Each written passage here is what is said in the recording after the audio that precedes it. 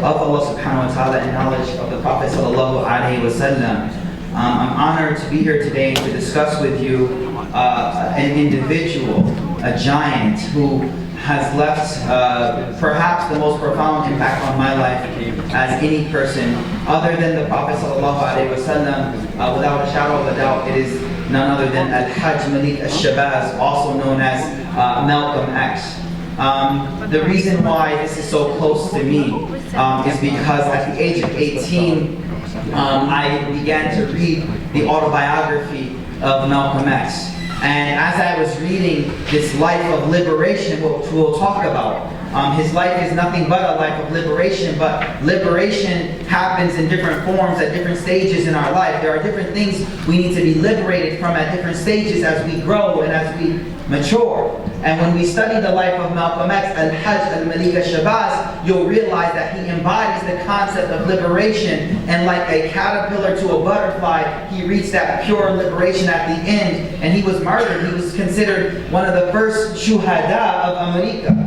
That's how you should look at him. It had a direct impact on me in that it brought me into the fold of Islam, and it clarified some misconceptions that I had. His life was something that made it clear to me what true Islam should look like. And so today, brothers and sisters, I wanted to talk about the various types of liberation that we find in the life of Al-Hajj al-Malik al-Shabazz. For those who don't know, he was a very, very bright young man as a child in school. But growing up in the age that he grew up, there was a ceiling that he could only achieve up to. And one of the incidents that's narrated in his autobiography is when he was asked by his white teacher, what is it that you want to become when you grow up? He said, I want to become a lawyer, I want to become this. And this young man was extremely intelligent. He was top of his class, only black in his class, but top of his class. And his mind is such that what he's saying he wants to become, he can clearly reach that goal. But when he said what he wanted to become, immediately his teacher said, why don't you be more realistic? You can't become that. That's not for you. And that right there, brothers and sisters, is indicative of how many people portray or put on us restrictions that don't fit us. And the lesson you need to learn from this part of his life is that there are many people that will try to stop you from reaching your potential.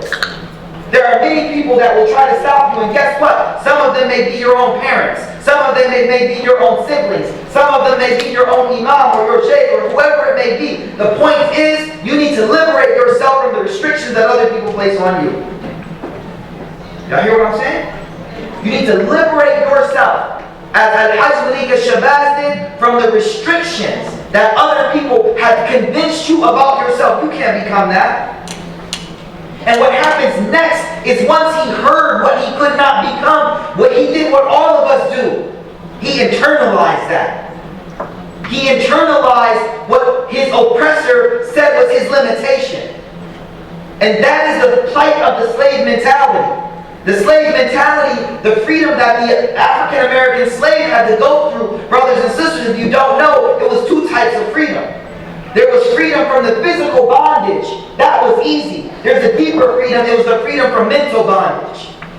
And the mental bondage is when you embody what your master, your oppressor, the one over you says, this is all you are, this is all you will ever be.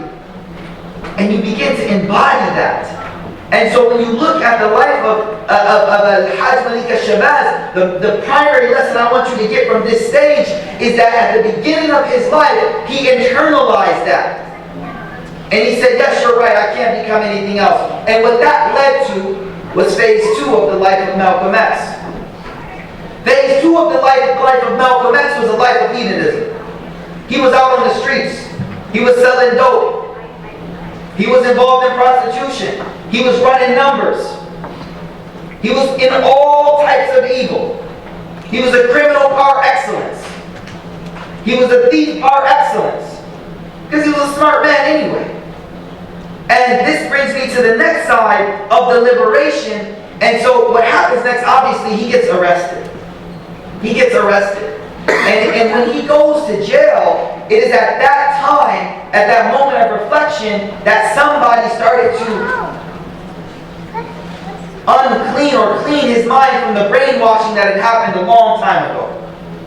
They had to reconvince him that you need to rediscover who you are and what your potential is. And this brings me to the next type of liberation, and that liberation is the liberation from evil and ignorance. Ignorance. Ignorance is a dangerous type of restriction. And for him, what it was, if you read his book, if you read the autobiography, you will find a man who literally memorized from A to Z of the dictionary. Because he said, I'm going to liberate myself from education. I'm going to be my own teacher. And one of his famous quotes, he said, my alma mater is books. They said, where do you study at? How did you get so up? Well, I studied books. That's where I went to school at. And so I want us to understand that the spiritual liberation of Malcom, and this is key, I need everyone to get this point, the spiritual liberation that was about to happen within him was first preceded by the liberation from the darkness of ignorance. But ignorance is very interesting, because if you're in a dark room, brothers and sisters, if we were to turn these lights off completely dark room, not only can I not see you, but if it's dark enough, I can't even see my own hand. I can't even see my own self. Ignorance is just like that darkness. When someone starts to enlighten you and take away the veils of ignorance, you start to realize who you are.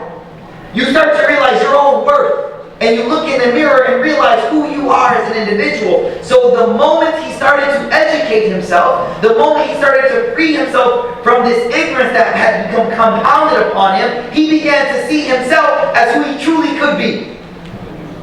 And this is the thing that I need us as millennials and young people to understand is you need to realize your potential. You need to realize who you are, what you can become, and the things that you can do for your people.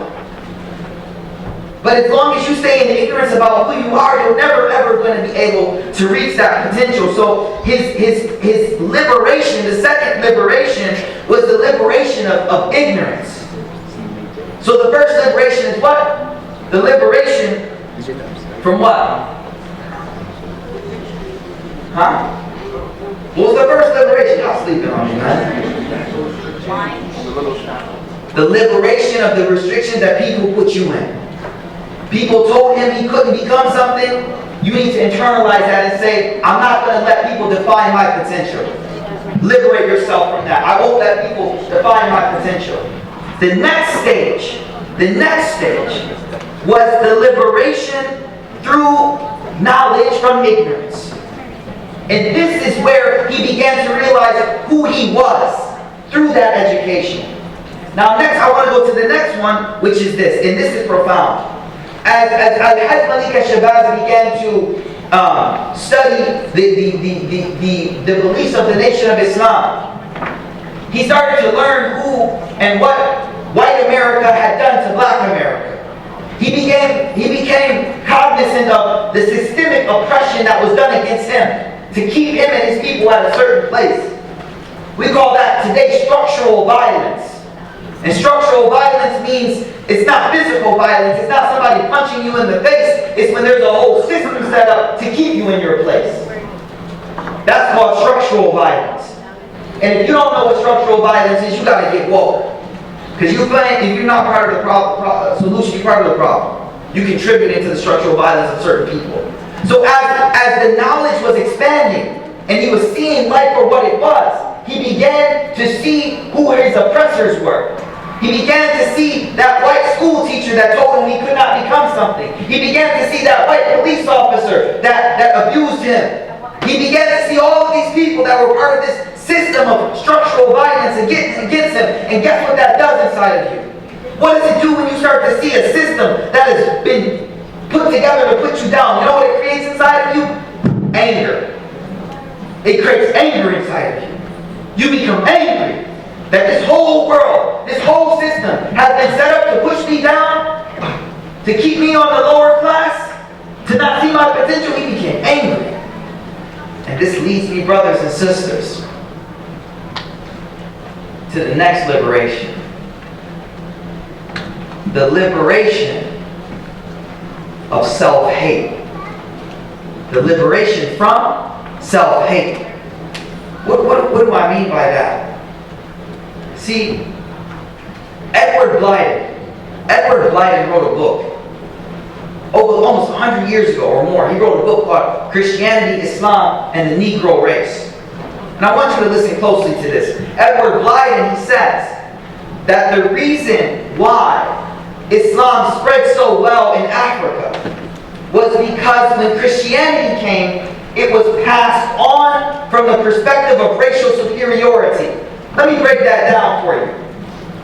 Let me break that down. When missionaries came to an African village, they came as racially superior people saying, let us give you salvation. We are the means of your salvation. We are racially superior to you. And what does that create inside of the person taking that message?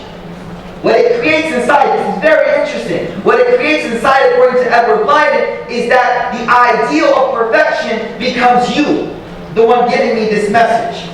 You are the ideal.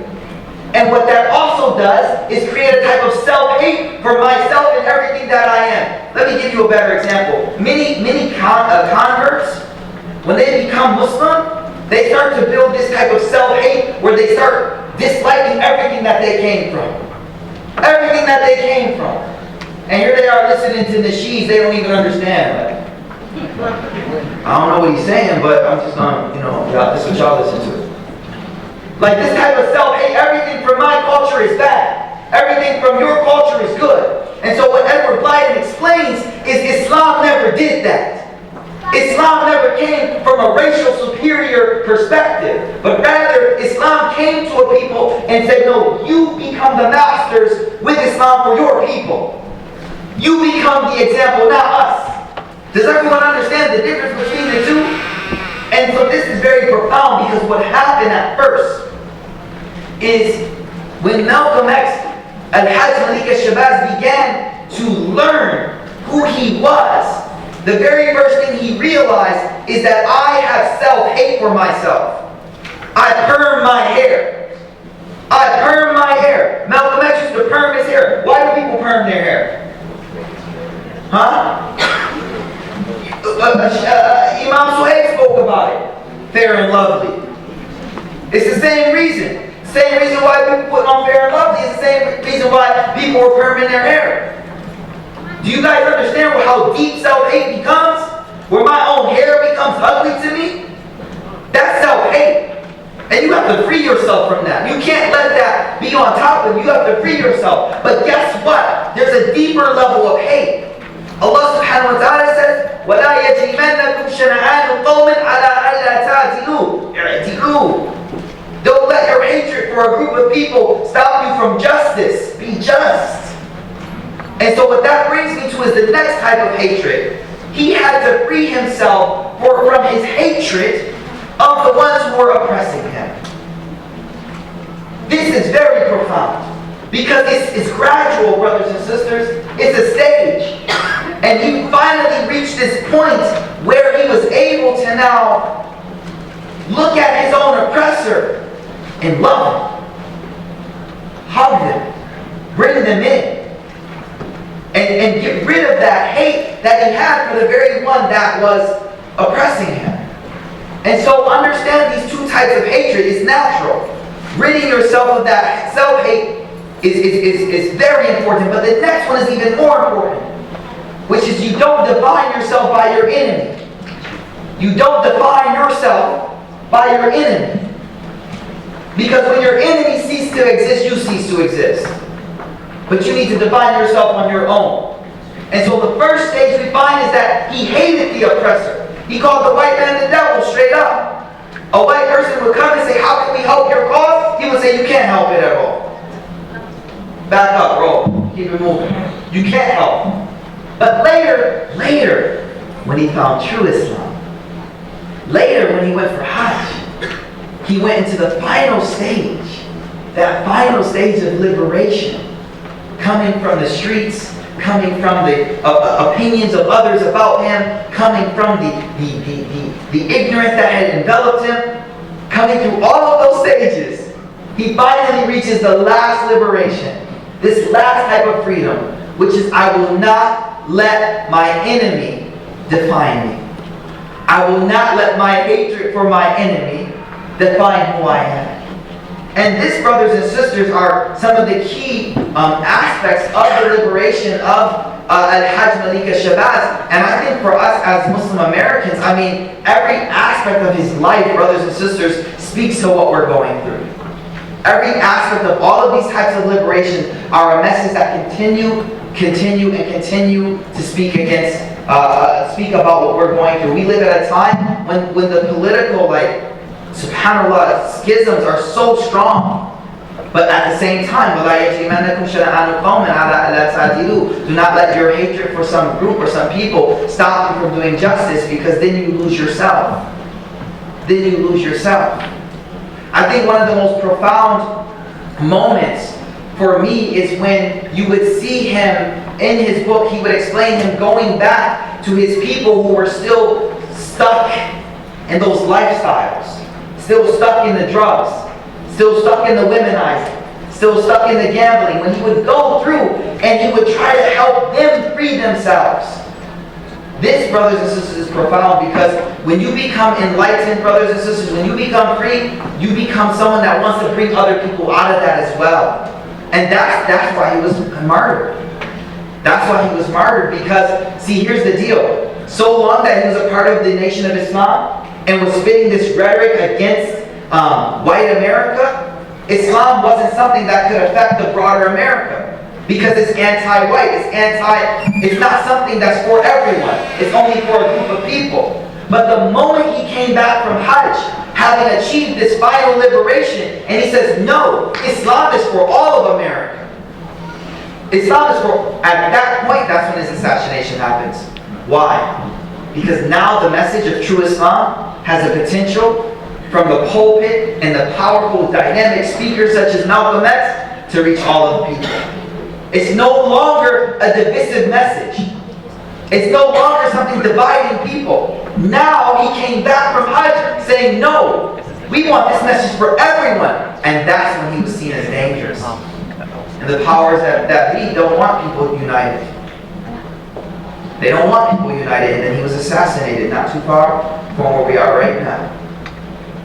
And so, if you study his life, brothers and sisters, there are multiple examples, brothers and sisters, of things that we need to liberate ourselves from. And I think by studying the life of such individuals and taking it back to the seat of the Prophet ﷺ, what you're able to do is realize what prisons you're in.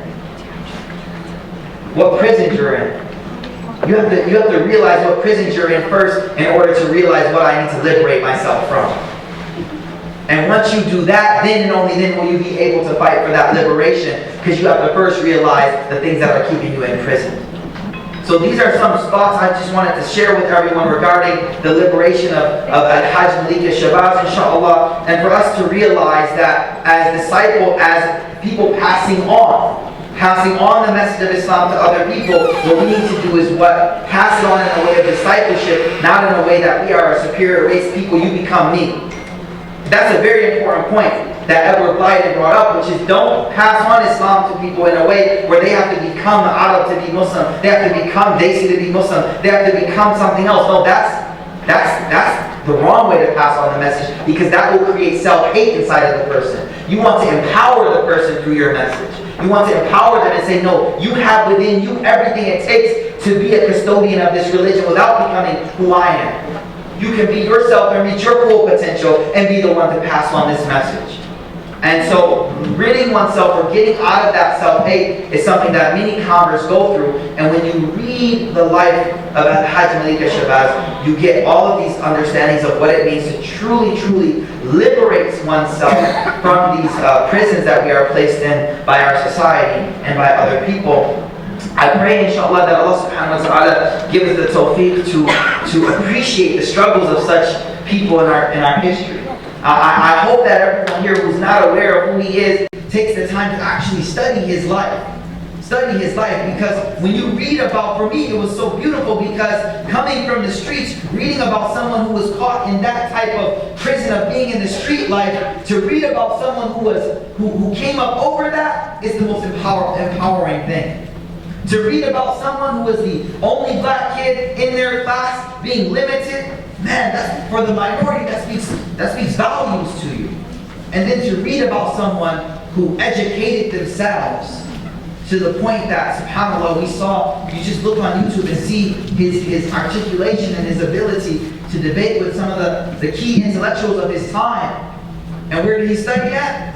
School of Hard Knocks, man. That's where he studied at. And so he really internalized the meaning of being able to pick oneself up by their own bootstraps. And subhanAllah, I hope, inshallah, that this inspires you to learn more about him.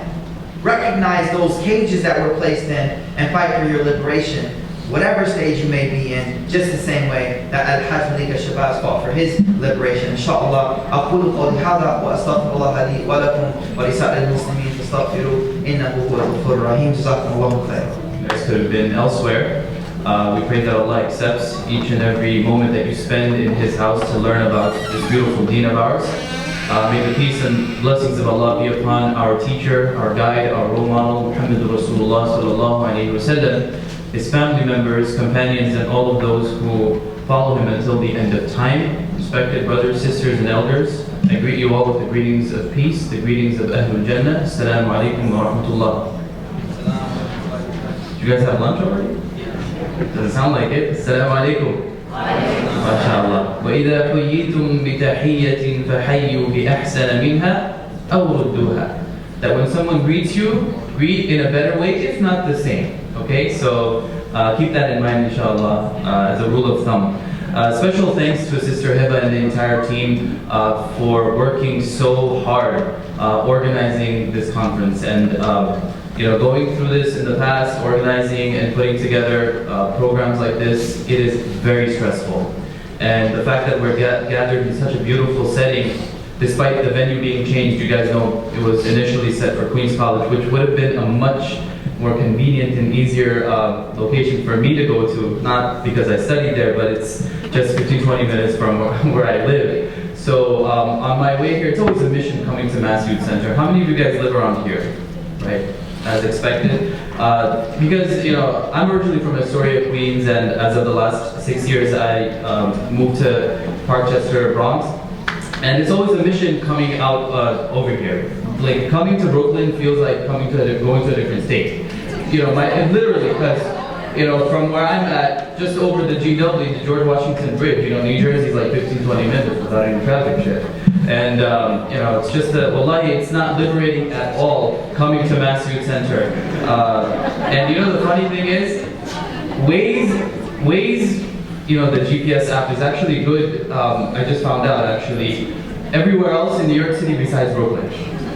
And I, took the Battery Park Tunnel to get here a little quicker. And apparently the GPS connection was lost. And I got out of the tunnel, and it kept showing me Staten Island. Sister Hiba was texting me, "Are you going to be here 3:30 as your ETA is showing?" I was like, So then I was going, and then it just led me to the entrance of the Verrazano Bridge. And I'm like, wait, hold on a second. Something's not right. Had no choice, of course. I ended up in Staten Island. I don't know. the least favorite place where any New Yorker wants to be at. I am here. Perhaps there's some pain in this, there's some good in it. So alhamdulillah, we are here at Mass Youth Center. Lovely, no hate on the Staten Island people, okay? Please don't beat me up afterwards. Jazakallah khair to our Sheikh Mikhail. It's really challenging and difficult of a task to speak after someone so eloquent, someone so passionate like Sheikh Mikhail. It's my first time meeting him, and it's a true honor to share the podium and stage with him. So I pray that Allah gives me tawfiq to say a few words that will firstly benefit myself and all of us here, inshallah ta'ala. Sheikh Mikhail spoke about a post-prophetic individual, and what an amazing, remarkable icon like Shaheed Malcom X, rahimahullah. I wanted to share some thoughts on a prophetic era individual, since we're talking about the theme of liberation. And this is somebody that every single person here knows. Even my 2.5-year-old, when she was 2, she knew about him very well. She's almost 4 now, Maryam. And this is none other then the mu'adhin of Rasul sallallahu alayhi wasallam, this is the son of Rabah and Hamama, known as Bilal, the mu'adhin of the Prophet sallallahu alayhi wasallam, who was born and raised in Mecca, to a black Arab father by the name of Rabah, and he was a native Arabic speaker, and he was a very eloquent Arabic speaker. We're talking about Bilal. And Hamama was also a servant, a slave woman, who belonged to the tribe of Jumah, the sub-tribe of Jumah of the Quraysh. Okay? So Bilal grew up as a slave, and we're fast forwarding to the time where the Prophet ﷺ was granted nubuwwah. So very early on, Bilal, he heard about this message. And this is what he was yearning to hear. This is what he was looking for. That was the potential. That was the force of empowerment that Bilal, radiallahu anhu, upon hearing, he embraced the truth, al-haq. And that is what liberated him, what freed him, even though he was still a slave that belonged to Umayyah bin Khalaf, his master. And we know about the gruesome torture and the immense dhulm, oppression, the persecution that Bilal underwent. We learn about this growing up as little children. And the image of the huge boulder always appears when we hear the name Bilal, correct? SubhanAllah. So like this, they used to torture him. Umayyah used to torture him. And the gangs of Mecca, the thugs of Mecca, sometimes Umayyah used to call them and say that, here, do whatever you want with this guy. So they used to tie him to an animal, a camel for example, and they used to stick their fingers in his eyes. They used to pelt rocks and stones on his blessed body. And like this, they used to physically abuse him, and mentally they used to try to torture him in this way. At that time, there were a few other weak companions, such as Ammar bin Yasir, or Yasir himself, his wife Sumayyah, the first female martyr in Islam. The Prophet ﷺ gave permission to Ammar to denounce his iman in Allah, just so that he can get free from all this dhulm. So the oppressors were torturing Ammar, and they were saying, believe in Al-Lat and Al-Uzza. Give up your faith in Allah, in one Allah, in Muhammad sallallahu alayhi wa sallam. And Ammar had no choice. He said what they wanted him to say. And then he went to the Prophet, peace be upon him, with so much regret, with so much, hatred of what he did, although he was forced to do it. And then he asked, Ya Rasulullah, this is what I did. And the Prophet said, sallallahu alayhi wa sallam, كَيْفَ تَجِدُ قَلْبَكَ? How did you find your heart? What was inside? What you said on your tongue, is that what was inside? He said, no, my heart was mutma'innun bil iman. My heart was filled with iman, love of Allah, love of deen, love of Rasul sallallahu alayhi wa sallam. So then Allah subhanahu wa ta'ala revealed an ayah telling them not to worry. Anyone who is forced, compelled to give up their faith or denounce their faith to save their life, this was allowed or permissible. But guess what? Despite this license, Bilal ibn Rabah did not take it. When they placed Bilal radiallahu anhu on the scorching sand of Mecca on his bare back, how many of you guys been to Mecca? Now you tell me, Dhuhr time, you rather pray in the musalla in your hotel, correct? You rather, quickly make your way inside the haram, maybe with an umbrella or so, and you go right inside, not in the mataf area of the haram. You want to stay under the masjid itself, so that you are not hit by the burning sun of Mecca. And that too, we're like drenched in sweat, we're like super exhausted. We have our zamzam all around, and we have, mashallah, even the AC gushing as soon as we enter the masjid. Imagine, subhanAllah, and those beautiful marble, solar repelling, flooring was not there either. It was just the bare sand, and Bilal was placed on that. I want you to visualize this. And this is like a show, it's like a public scene that's happening. Umayyah wants to make an example. And then he orders this huge boulder to be placed on his blessed body, on his chest, just so that he can get him to disbelieve in Allah subhanahu wa ta'ala. And he says, just say it once. آمنت باللات والعزى. Just say it once, Bilal, and I'll let you go. I'll take this thing off you. And the more they intensified in their aggression, the more he intensified in his iman and his tawakkul in Allah. And we know what was he saying? He was saying, Ahadun Ahad, Ahadun Ahad, Ahadun Ahad. One, he is one, Allah is one. That is the knowledge that gave him such strength that, transcended this, physical boulder that was on his chest. Respected brothers, sisters, and elders, I want you to take that position for a moment. The position that Bilal is in, radiallahu anhu. Metaphorically, there are so many boulders in our lives. There are so many rocks that are being pushed against us. Right? We talked about some serious, pressing issues that young people are facing. Whether it's substance abuse, intoxicants, extra premarital relations, attraction of the other gender or the same gender, whatever it may be, issues domestically, issues with parents, struggling in school, struggling financially, the list goes on. And each and every one of us struggle in some way or another. And there are some major problems that all of us are going through. No one's life here is peachy perfect. There is no such thing as a super perfect life. But when you are faced with that boulder in your life, we are reminded from the story of Bilal to call Allah subhanahu wa ta'ala, to return to Him and to implore Him for His support and for His help and aid. Bilal didn't say what they wanted him to say, and Abu Bakr radiallahu anhu, we know the story, was passing by, and he said, Umayyah, أَمَا تَتَّقِي اللَّهَ فِي هَذَا الْمِسْكِينَ? Don't you fear Allah, don't you fear God in how you're treating this poor man? أَتَقْتُلُونَ رَجُلًا أَن يَقُولَ رَبِّيَ اللَّهِ? Do you kill a man? Do you oppress a man because he says or she says that their Lord is Allah? Look at what's happening in Burma. Look at what's happening in Palestine, in Yemen, in Syria, parts of Africa. If we look throughout the Muslim world, we see that our ummah is bleeding. The ummah is struggling big time.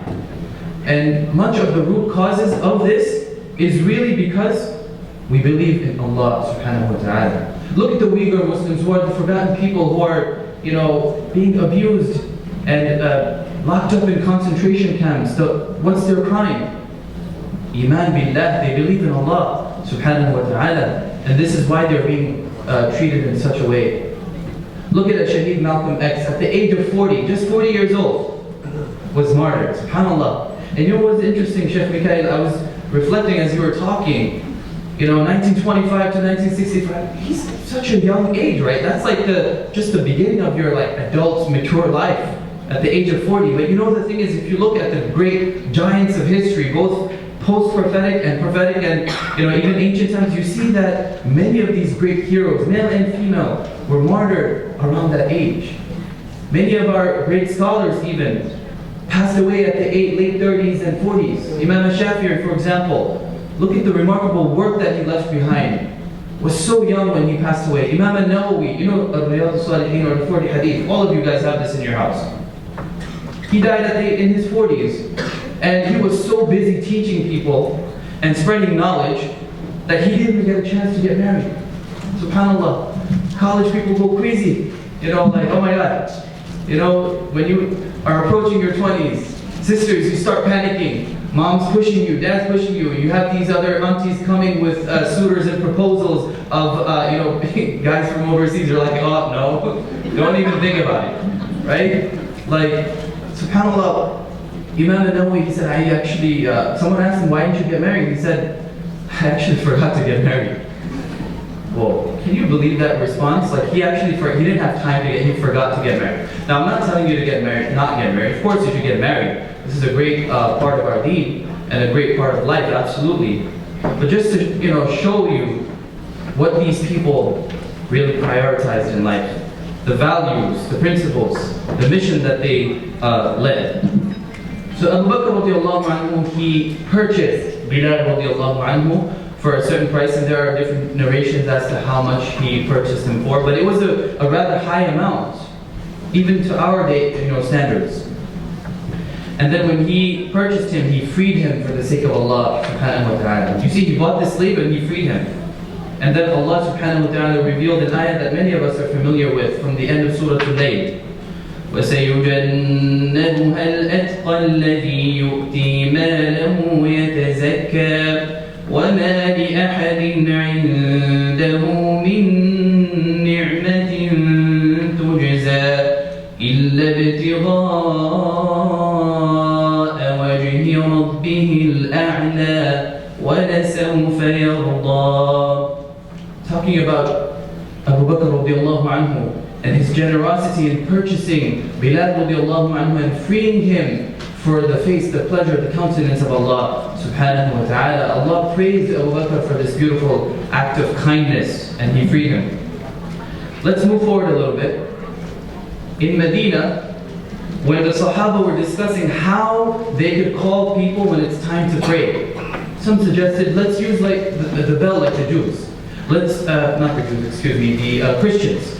Or the horn, or a horn like the Jewish community.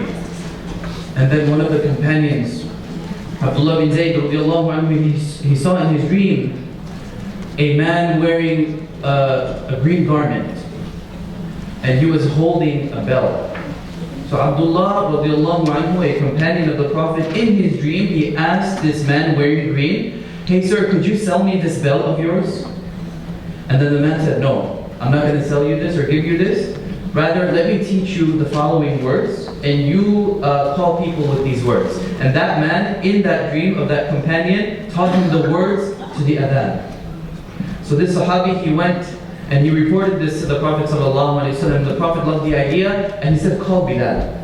He has a very beautiful and powerful voice."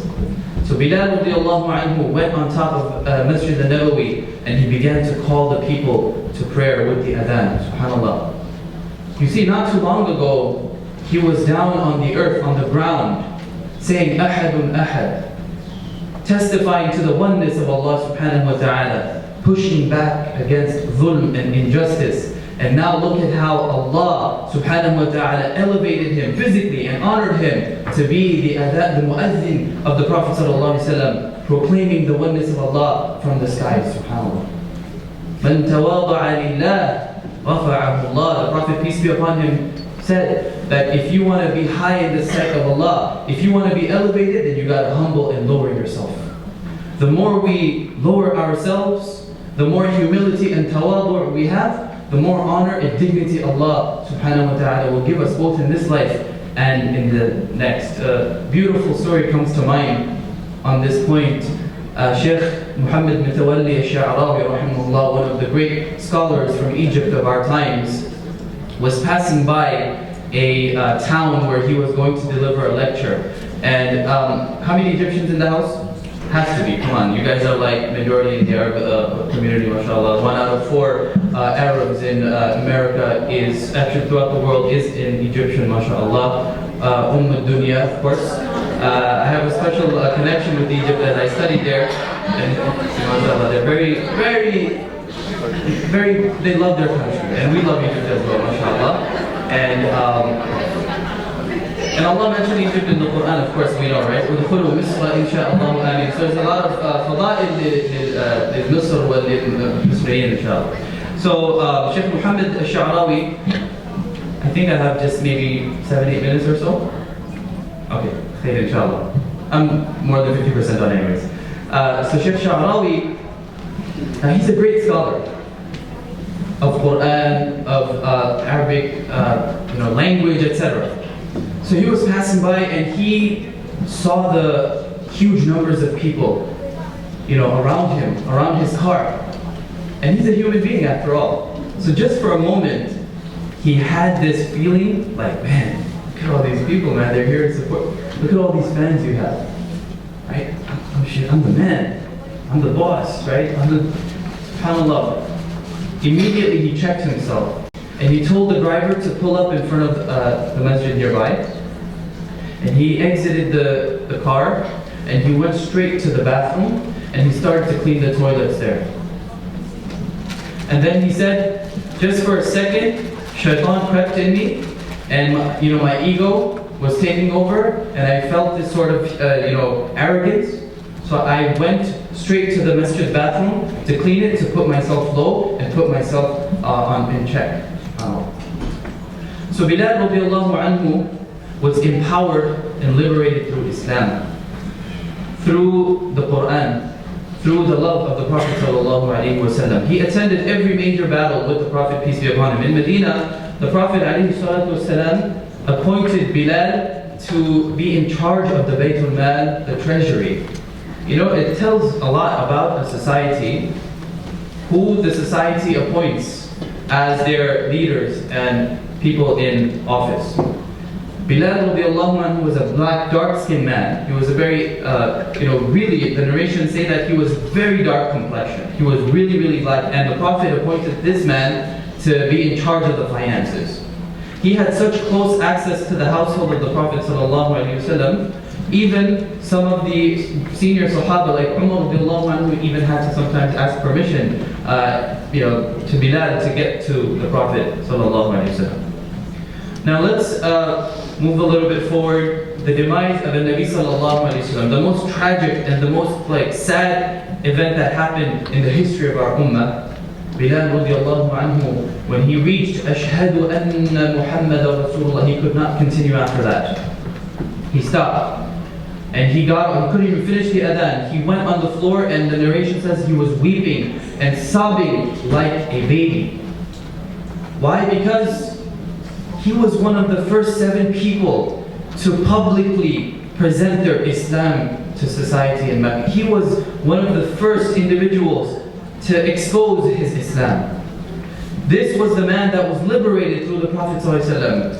And every time he used to call the Prophet's name, he used to see his beautiful face. When he used to give the iqamah, as soon as the Prophet left his apartment. When he used to come up to the masjid, that's when he used to give the iqamah. And he knows now that I will no longer see this beautiful sight of my Nabi sallallahu alayhi wasallam. So what is there? So there's no purpose of me staying in Medina. So he asked permission. He asked Abu Bakr radiallahu anhu that please, Ya Khalifat Rasulillah, give me permission to leave Medina. I cannot stay here any longer. So then Abu Bakr asked, Man yu'adhin lana? Who's going to give adhan for us? And then Bilal said, listen, Khalifa of the Prophet, are you preventing me from going to Asham, engaging in jihad over there? Did you buy me in Mecca for yourself, or did you buy me for the sake of Allah? Because if you bought me for yourself, then you'd keep me and do whatever you want, order me to do what you want. But if you freed me for the sake of Allah, then let me go and do as I wish. And then Abu Bakr, he confirmed, he said, of course I freed you for Allah. So you go ahead, carry on. During the reign of Amir al-Mu'mineen, Sayyidina Umar ibn al-Khattab radiallahu anhu, when Al-Quds was conquered, the keys of Al-Quds was handed to Amir al-Mu'mineen himself. Right, the leader of the Christians, they said that, look, we won't give the keys to anyone unless Amir al-Mu'mineen himself comes and retrieves the keys, the ruler of the Muslims. So Bilal radiallahu anhu was assigned by Amir al-Mu'mineen himself, and actually it was a request. He said, As'aluka billah, ya Bilal, I ask you by Allah, Bilal, an tu'adhin lana, please give adhan for us one more time. Because remember, after the death of the Prophet, peace be upon him, Bilal never gave adhan in Medina, except one occasion a little bit later. So then Bilal said, listen, Amir al-Mu'mineen, don't remind me about the good old days, man. Those days are gone. Those days are not coming back. And then the Sahaba, they said, Ittaqillah ya Bilal, sa'alaka Amir al-Mu'mineen, fear Allah Bilal. Amir al-Mu'mineen requested you. How could you turn down such a request? And then Bilal finally agreed. They convinced him. He went on top of Al-Aqsa and he gave adhan from there. One more time he gave adhan actually. Before that was in Fath Makkah. When the Prophet ﷺ entered as the leader of the entire Arabian Peninsula with 10,000 strong Sahaba. And he called Bilal and he said, Bilal, climb on top of the Kaaba and give adhan. If you saw the message, if you saw the Umar series, you know that scene when Bilal radiallahu anhu climbs up to the top of the Kaaba. And there were still some people, disbelievers, they were looking at that, they're like, man, look at this once upon a time slave, this black guy with his Blackfeet going on top of the black Kaaba, and he's calling the like they couldn't digest that, they couldn't take that, they couldn't understand that concept. Racism was still so prevalent there. And Bilal radiallahu anhu called the adhan from there as well. It was only befitting for somebody who almost died for Allah in Mecca to raise the voice of Allah or raise the words of Allah subhanahu wa ta'ala in such a manner. And this is how Allah honored him. Racism still existed among the Sahaba. Abu Dharr al-Ghifari radiallahu anhu, a great companion of the Prophet, peace be upon him, once got into an argument with Bilal. And he called him Yabna Sawda, you son of a black woman. You guys know that's a really, really demeaning, derogatory, very hurtful statement. And naturally Bilal was really hurt. And he experienced so much pain from that. And he told the Prophet ﷺ, and the Prophet approached Abu Dharr. And he said, Ya Abu Dharr, I have khamsa daqa'iq. I have to get off. He didn't say that. He said, Ya Abu Dharr, Ya Abu Dharr, innaka mru'un fika jahiliyyah. Abu Dharr, you still got ignorance in you, man. I still smell the stench of jahiliyyah, of racism in your mouth. Look at how the Prophet ﷺ is eradicating racism right there. How he's uprooting evil. He's bringing people of all walks of life, colors, and socioeconomic status together on one level, on one platform. And then Abu Dharr was so taken aback by what he did. He regretted big time. He put his face on the floor, on the ground, and he said, Bilal, step on my face with your black feet, and then I'll get up. Look at how much remorse he had. This was a way to show his apology. Do you think Bilal stepped on him?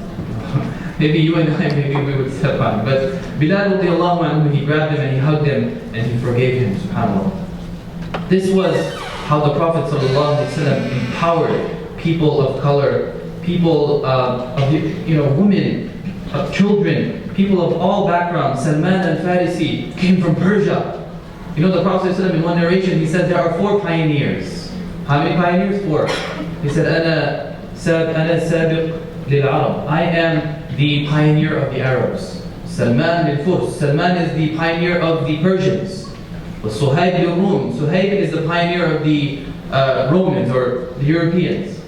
And Bilal, who was sabiq lil-Habasha, he is the pioneer of the Abyssinians or the Africans. You see, this deen of ours is an encompassing, is an inclusive deen.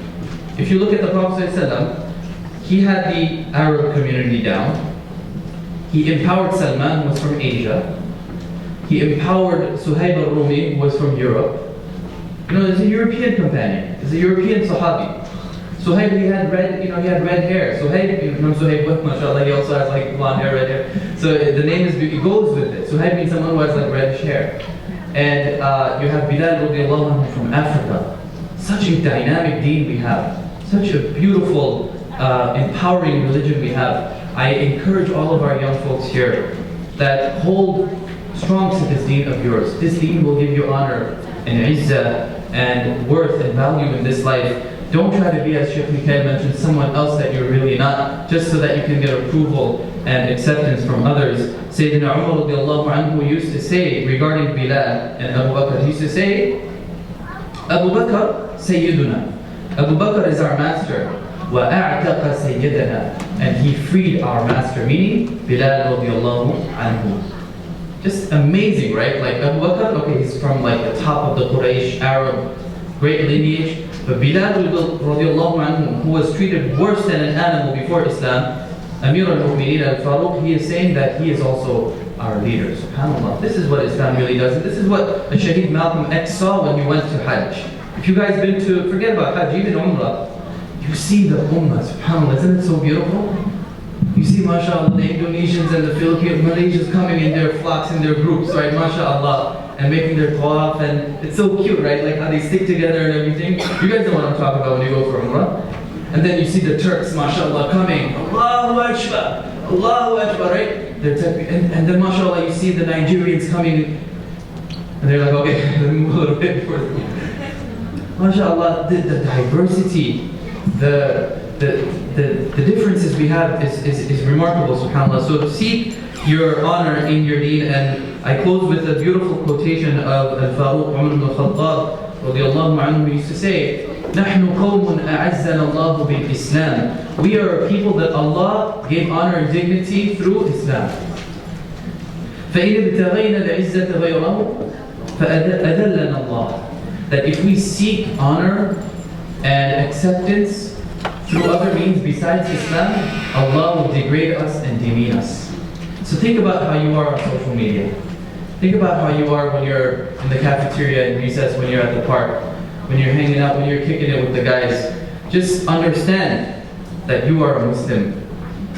Hold firm to your deen, to your values, and you will see how Allah subhanahu wa ta'ala gives you such sakina and tranquility and mutma'inna bil iman in this life, and of course al-Jannah in the next. We pray that Allah subhanahu wa ta'ala forgives us, accepts us, and blesses us and keeps us on the straight path. Say Ameen. May Allah subhanahu wa ta'ala forgive all of our sins, and hope to see you guys inshallah in the coming few questions. Assalamu alaikum.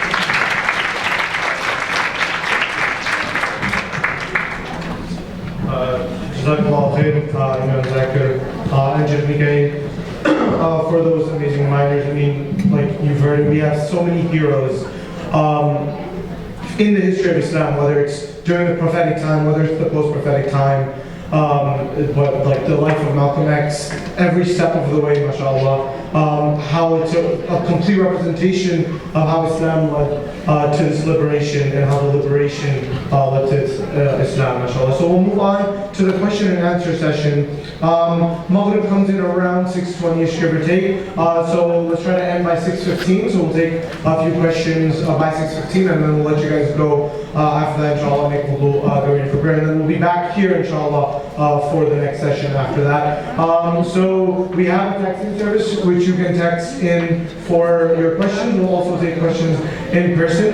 So I'll read out the first question that was texted in, but after that, inshallah, if you guys can get started with the questions here, inshallah. So the first question, I think, is directed towards Sheikh Mikael. It says, you say that the last step of liberation is not letting your enemy define you, but how would your enemy define you in the first place?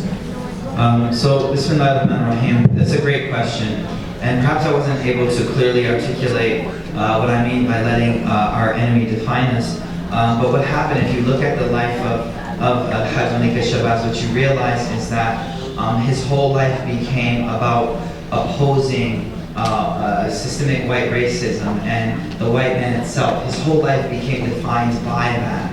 And to the point where he wasn't even able to accept those white people who wanted to help actually his cause. He wasn't even able to let that happen because his whole life was just simply about going against those who had caused oppression to him and his people. And so what we mean by letting your enemy define you is that we need to know who we are, not just by those who oppose us, but rather we need to know who we are despite with or without them there. So knowing our identity, knowing who we are, that means knowing what I stand up for, what I fight for, what I hold to be ideal, and so on and so forth.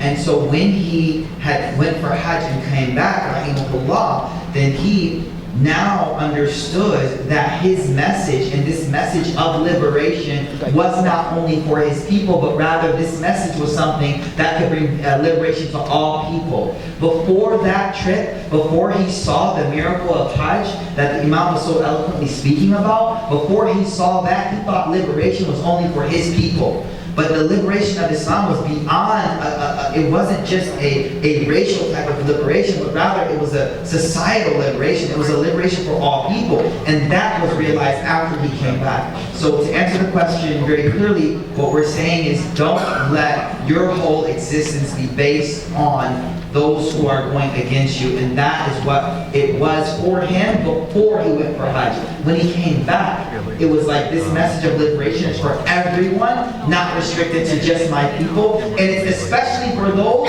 who were the cause of me not being liberated before. It's especially, let me give you an example. The Prophet ﷺ in one hadith, he said, "Unsur akhaka zaliman aw mazlum." Help your brother, be he zalim, be he the oppressor or the oppressed. When the Sahaba heard that, they were like, "Ya Rasulullah, that doesn't make sense. What do you mean? How do we help the oppressor?"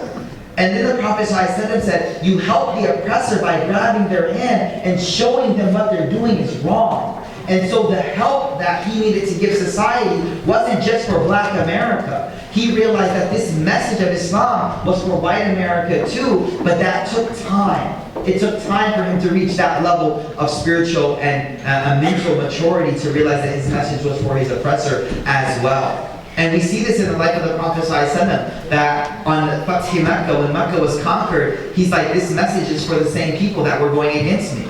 This is not just for the people that were oppressed, but it's for the oppressor as well, so that they can find their way as well. So that's what we mean when we say that liberate yourself from being defined by your enemy. Liberate yourself from being defined by your enemy. You have to rise up above that, and that's what I was trying to articulate from his life.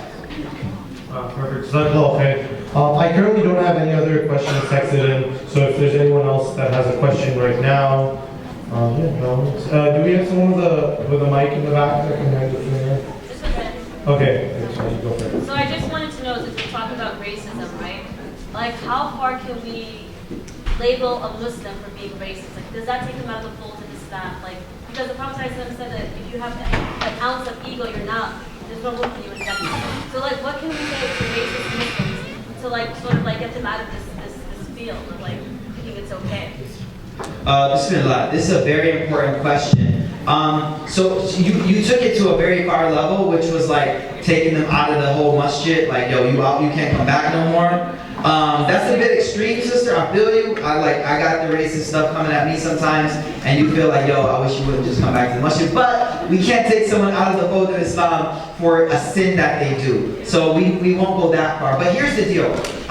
In my book on emotional intelligence, one thing we have to understand is that people are at different levels of emotional understanding and actually understanding other people's. And so what I've learned to do is sometimes I know various cultures. My wife, as I explained before, is from Pakistani descent and so on. And so, like, I've experienced other cultures that are very racist cultures, and they don't even realize how racist they are. And what happens many times is they'll say things, other cultures will say things, and you're like, do you realize what you just said?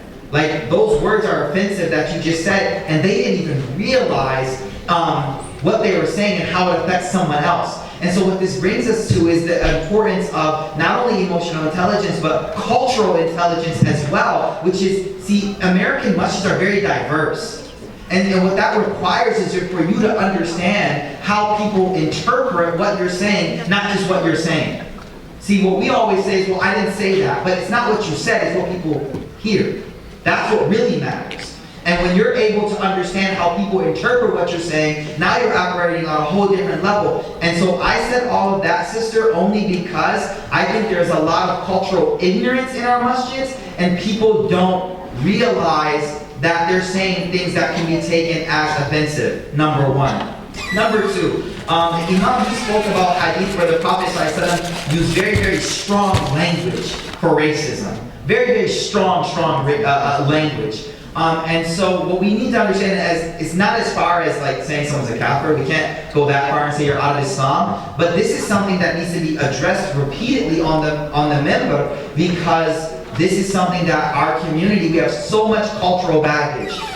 Whether you be Egyptian, I got some best friends, they tell me the whole scoop. Whether you be Pakistani, wherever you're from, there is deep racism inside. And the bad thing is, many people don't even realize what they're doing is racist stuff. They'll be the first one to say, no, I'm not racist. But you don't realize what you're saying, how that is interpreted and understood by people. So clearly the Prophet ﷺ, his language on this is very, very, very strong. He said to Abu Dhar radiallahu anh, you are a person with ignorance still inside of you. That's a very strong statement, because Sahaba came out of the days of Jahiliyyah. Right? They left Jahiliyyah. And so he's saying, look, you're saying that, you still got ignorance inside of you. That's a very strong statement. And so we really need to be more vocal. We need to be more vocal about that. We need to push for diversity in our masajid boards. We need to push for diversity in the representation, the people giving lectures. Like, subhanAllah, I was in Baltimore, and I was at a masjid in Baltimore for a very long time. And the main imam of an inner city masjid who happens to be African American, he was invited to give a Jum'ah. And he said to me, and some of the board members, he said, I've been imam in Baltimore for 20 years. Do you know this is the first time you've ever invited me to give a talk in Jum'ah? And they said, we didn't even know, we didn't even realize exactly that's how racism happens. You don't even know, you don't even realize. But you're responsible for being cognizant of your community. That's a responsibility that you have. So when's the last time you had a black khatib? When's the last time you had an African khatib? Africa like it's a country, but that's how people talk. But anyways, when's the last time you had someone on the member that was not from your social, your background? Let alone talking about marriage, that's a whole different issue. But we haven't even had people on the member that represent other cultural identities. And then we wonder why certain communities make pocket sub-communities of their own. You understand what I'm saying? Like, subhanAllah, we are in a point where, and I'm sure New York City has it as well, you have a Bosnian community center, you have a Senegalese community center, you got this community. Why? Because we're not inclusive enough. We're not inclusive enough. And it's a major, major problem. And until we don't start talking about it more, then, and I'm fighting it myself. I'm fighting it proactively, though. I'm married to Pakistani, so I'm breaking the standards myself, inshallah ta'ala. My kids are breaking the standards. But it took my father-in-law, who happens to be a scholar of deen as well, to say, we don't care what the family says. This young man, they saw something in me, I don't know, but this young man is a good man, so let's do it. My mother-in-law was tripping at first, but we got through that, you know what I mean? And so, again, the main thing is, sister, I'm so happy you brought this up, because we don't know how to say things in a way that other people, we don't realize how people take what we're saying. And sometimes people with really good intentions say stuff that feels like the nails on a chalkboard to me. And it's like, do you realize what you just said? You didn't even realize how we took that. And so it's very important for us to build cultural intelligence of one another and emotional intelligence as well. Shameless plug, the book is in the back.